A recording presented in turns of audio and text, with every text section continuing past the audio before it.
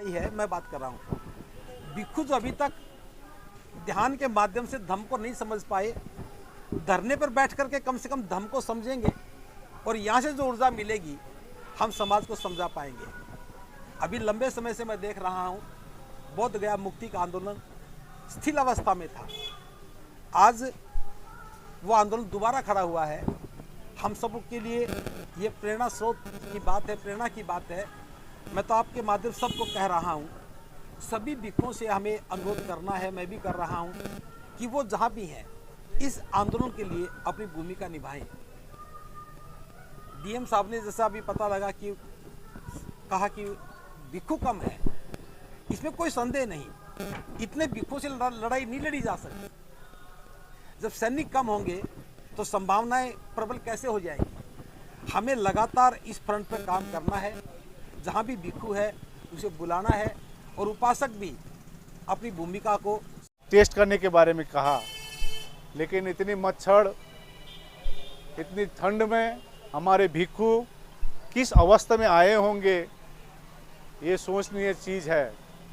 हम जिस देश में रहते हैं जिसमें किसी भी धर्म के ये चीवर हो, हिंदुओं के, पंडितों के हो, या हमारे बौद्ध धर्म के, हमारे भिक्षुओं के, या मौलवी के कपड़े हो, या पादरी के, उनके जो वो देखते ही हमको झुकना पड़ता है। लेकिन आज का रात जो हुआ है वो दोबारा ना हो, वो भी बुद्ध के धरती से, ये मैं प्रशासन से आह्वान करना चाहता हूँ और सभी से फिर से अनुरोध कर रहा हूँ, ये कोई एक व्यक्ति की लड़ाई नहीं है, ये सब हमारी लड़ाई है। और बीटी एक्ट जब तक निरस्त नहीं होगी हम लोग अनशन में बैठे रहेंगे। अब अनशन नहीं, अब धरना शुरू होगी।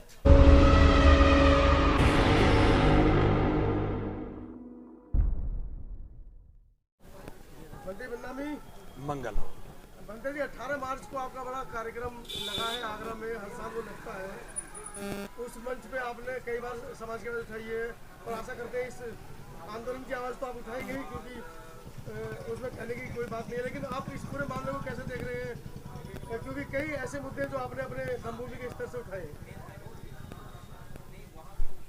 मैं आज इस सोशल मीडिया के माध्यम से बात करना चाहता हूँ इस मुद्दे को लेकर के, या यूँ कहें कि बोध गया में महाबोधि महाविहार की मुक्ति के लिए जो ये आंदोलन शुरू हुआ है, तो सबसे पहले मैं श्रद्धेय भिक्षु प्रज्ञाशील महाथेरो जो इस आंदोलन का नेतृत्व कर रहे हैं, आदरणीय आकाश लांबा जी जिनके साथ इस आंदोलन को लीड कर रहे हैं, और तमाम भिक्षु गणों को मैं साधुवाद ज्ञापित करता हूं और अपना समर्थन देता हूं कि जिस आंदोलन को ये नेतृत्व दे रहे हैं, हम अंतिम समय तक उनके साथ इस आंदोलन में खड़े रहेंगे। दूसरी बात मैं कहना चाहता हूं, ये आंदोलन 1892 से शुरू हुआ, अनागारिक धम्मपाला ने शुरू किया और समय समय पर अलग अलग तरीके से आंदोलन चलता रहा। मैं इतिहास में नहीं जा रहा हूं, बात इतनी कह रहा हूं, अभी तक जो हमने लड़ाइयां लड़ी वो बहुत ज़्यादा प्रभावशाली नहीं रही, क्योंकि असफलता के बाद यही कहा जा सकता है कि वो लड़ाई प्रभावशाली नहीं थी। लेकिन आज हमें भरोसा है, जब नेतृत्व सही होता है और सहयोग में भिक्षु संघ खड़ा हो जाए, तब कामयाबी की बहुत संभावनाएं बन जाती हैं। और मैं समझता हूं कि आज जो इस आंदोलन का नेतृत्व दे रहे हैं वो ना केवल विश्वसनीय है बल्कि सक्षम है किसी भी आंदोलन को सही दिशा देने के लिए। इसमें मैं आपके माध्यम से देश के सभी बौद्धों को कहना चाहूँगा, हमारी सबसे बड़ी कमजोरी क्या है, हम अभी बुद्ध के प्रति ज़्यादा श्रद्धावान नहीं बन पाए। जिसको हम अपना समाज कहते हैं, अब उसे अपना समाज नहीं बल्कि उसे बौद्ध समाज कहना पड़ेगा। जब बौद्ध समाज खड़ा होगा, हर घर में से लोग निकलेंगे, तो ये आंदोलन और गतिशील होगा। अभी मैं सुन भी रहा था, देख भी रहा था, सोशल मीडिया पे बातें भी सुन रहा था आते हुए, कि पुलिस ने बर्बरता से हमें उठा दिया और वहां से उठा करके हॉस्पिटल प्रांगण में ले आए। देखिए, ये तो साधुवाद ज्ञापित करना चाहिए हमें प्रशासन का, क्योंकि जब आंदोलन में हलचल नहीं होती तब तक लोग चेतते नहीं हैं। ये 17वां दिन है आज।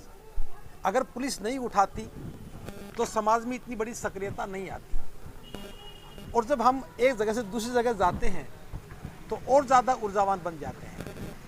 तो ये तो पहला पुरस्कार है इस संघर्ष का, मिलना ही चाहिए था।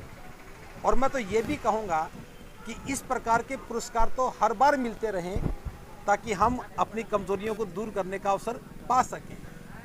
दूसरी बात, ये लड़ाई अगर हम सोचे बोध गया में बैठ करके ही लड़ी जाएगी, ये बात पूरी तरह सही नहीं है। ये तो हमारा फ्रंट मोर्चा है। यहाँ तो प्रमुखता से बौद्ध भिक्षुओं को, उपासक उपासिकाओं को रहना ही है, लेकिन नगर नगर गांव गांव जाकर के हमें जन समर्थन जुटाना होगा। जो भी भिक्षु जहाँ भी है, उन्हें मैं भी अनुरोध कर रहा हूँ आपके माध्यम से कि उन्हें सारे काम छोड़ करके एक सूत्री काम, चाहे वो वहाँ रह के करें चाहे यहाँ आके करें, हम इस आंदोलन के लिए जन समर्थन जुटाने का काम करें। साधनों के अभाव में या जन समर्थन के अभाव में ये आंदोलन कमज़ोर नहीं पड़ना चाहिए। देखिए, कोई भी आंदोलन एक मोर्चे से नहीं लड़ा जाता। हमने किसान आंदोलन को देखा है। जो किसान मोर्चे पर थे वो तो थे, लेकिन कितने लोग थे जो उनके लिए खाने की व्यवस्था कर रहे थे, उनके लिए साधनों की व्यवस्था कर रहे थे। 4 ट्रैक्टर वापस जाते थे तो 10 वहाँ से आते थे, उधर आते थे। तो वो आंदोलन जन समर्थन से कामयाब हुआ। दुनिया का मैं समझता हूँ सबसे बड़ा आंदोलन रहा होगा बौद्धों का आंदोलन भी। चाहे कितना भी लंबा चले, ये कमजोर नहीं पड़ सकता। क्यों नहीं पड़ सकता, मैं बताऊंगा। किसान वहाँ बैठे थे, उनके सामने कई समस्याएं थी। उनके खेत भी समस्या थी, उनकी फसल भी समस्या थी, उनके परिवार भी समस्या थी। भिक्षुओं की क्या समस्या है? भिक्षुओं की कोई समस्या नहीं है। और हम तो कहते हैं जो काम आज तक हम नहीं किया, अब वो करने का मौका मिलेगा। मंत्री जी, बहुत बड़ी समस्या है भिक्षुओं की। सुनिए, गांव के बाहर लगे हुए बोर्ड, द ग्रेट चमार, the great Parsi, the great Paswan, मेरी बात ये सुनिए। सबसे बड़ी समस्या है। सुनिए, वो अपने स्तर की अपनी लड़ाई है, मैं बात कर रहा हूँ। भिक्षु जो अभी तक ध्यान के माध्यम से धर्म को नहीं समझ पाए, धरने पर बैठ करके कम से कम धर्म को समझेंगे, और यहाँ से जो ऊर्जा मिलेगी हम समाज को समझा पाएंगे। अभी लंबे समय से मैं देख रहा हूँ बोध गया मुक्ति का आंदोलन स्थिर अवस्था में था। आज वो आंदोलन दोबारा खड़ा हुआ है। हम सब के लिए ये प्रेरणा स्रोत की बात है, प्रेरणा की बात है। मैं तो आपके माध्यम सबको कह रहा हूँ, सभी भिक्षुओं से हमें अनुरोध करना है, मैं भी कर रहा हूँ, कि वो जहाँ भी हैं इस आंदोलन के लिए अपनी भूमिका निभाएं। डीएम साहब ने जैसा अभी पता लगा कि कहा कि भिक्षु कम है, इसमें कोई संदेह नहीं। इतने भिक्षुओं से लड़ाई नहीं लड़ी जा सकती।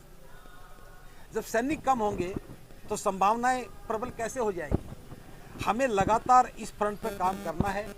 जहां भी भिक्षु है उसे बुलाना है, और उपासक भी अपनी भूमिका को। क्या अपडेट है आंदोलन की? आज 18वां दिन शुरू हो गया है, 17 खत्म होने वाला है। देखिए, 12:30 बजे रात को हॉस्पिटल फर्स्ट टाइम आया है।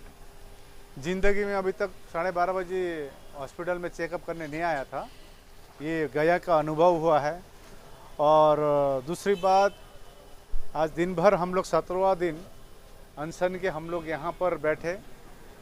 जो हमारे हॉस्पिटल के जो सुपरिटेंडेंट जी है, उनको बहुत बहुत साधुवाद। उन्होंने काफ़ी ख्याल किया और हमको यहाँ बैठने की भी अनुमति मिली।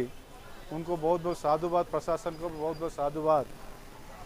मैं एक ही बात कहना चाहता हूँ, ये कोई एक व्यक्ति या एक संगठन की लड़ाई नहीं है। ये संपूर्ण हमारे बौद्धों की एक हक, अपनी हक अधिकार के लिए लड़ाई है। आज डीएम से जो बात हो रही थी, क्योंकि ये आज वो एक नया जगह दे रही है, क्योंकि ये आंदोलन उनको मालूम है कि बहुत बृहत होने वाली है, उनके इंटरनल रिपोर्ट। लेकिन वो बोल रहे थे हमारे पास इतना लेटर आया नहीं।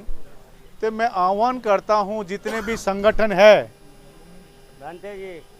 जितने भी संगठन है, देखिए लड़ाई हो रहा है बॉर्डर, पाकिस्तान में लड़ाई हो रही है। नागपुर में लड़ने से कुछ नहीं होगा। लड़ाई जहां हो रही है सभी से आह्वान करता हूं यहां पहुंचे। लड़ाई हो रही है अरुणाचल प्रदेश में, गोवा में लड़ने से कुछ नहीं होगा। लड़ना है जिस जहां पर रणभूमि है। तो मैं सभी से आह्वान करना चाहता हूं।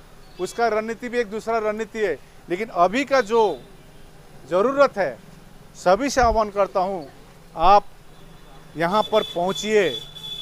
जो भिक्खु कम दिखाई दे रही है, डीएम बोल रहे थे, अब इतने भिक्खु आएंगे कि गया में जगह नहीं होगी आंदोलन के लिए। मैं डीएम साहब को, प्रशासन को जानना चाहता हूं। और इतनी पत्र जाएगी डीएम साहब को, उनके घर छोटी पड़ जाएगी। क्योंकि हम लोग ने ज्ञापन इतनी ज़्यादा दी है, प्रधानमंत्री को, मुख्यमंत्री को, सभी को दिए, लेकिन अब डीएम जी चाहते हैं कि पत्र भेजे बीटी एक्ट 1949 का निरस्त करने के लिए। तो मैं सभी संगठनों को मैं अनुरोध करना चाहता हूं, आप लोग गया डीएम के एड्रेस पर अपनी पत्र भेजे। ये मैं आह्वान करना चाहता हूं। और सभी से मैं अनुरोध करना चाह रहा हूं, बोध गया पहुंचे। मैं बारम्बार कह रहा हूं, रणभूमि यहाँ पर है। हमारे तीर्थ स्थल को हमको बैठने की अनुमति नहीं है। हो सकती है अपने क्षेत्र पर आप बड़े बड़े मठ बनाए होंगे, लेकिन हमारे सबसे पवित्र तीर्थ स्थल बोध गया में हमको ही बैठने का जगह नहीं मिल रही है। अभी हमको जो बैठ रहे हैं 16 दिन से, अभी हमको यहाँ हॉस्पिटल में बैठना पड़ रहा है 17 दिन। और डीएम साहब, ये जो प्रशासन ऐसा जगह दे रही है, 2 मुहा वहाँ पर हाईवे में दे रही है, जिसका सुरक्षा नहीं है। हम तो दिन रात बैठने वाले अनशन में। हम लोग ने आज 3 जगह चिन्हित करके प्रशासन को दी है। 3 में से 1 हम लोग को स्वीकृति दे, अब हम लोग वहाँ जाके बैठेंगे। और फिर से हमारे मेडिकल कॉलेज के सुपरिटेंडेंट, जितने भी स्टाफ, डॉक्टर्स, सभी को बहुत बहुत साधुवाद। हालांकि रात के 12:30 से दिन के 10 बजे तक कोई अता पता नहीं थी किसी के। सुपरिटेंडेंट साहब को क्या मन आया, 11 बजे आए और हमको वहाँ पर चैम्बर में बैठाकर टेस्ट करने के बारे में कहा।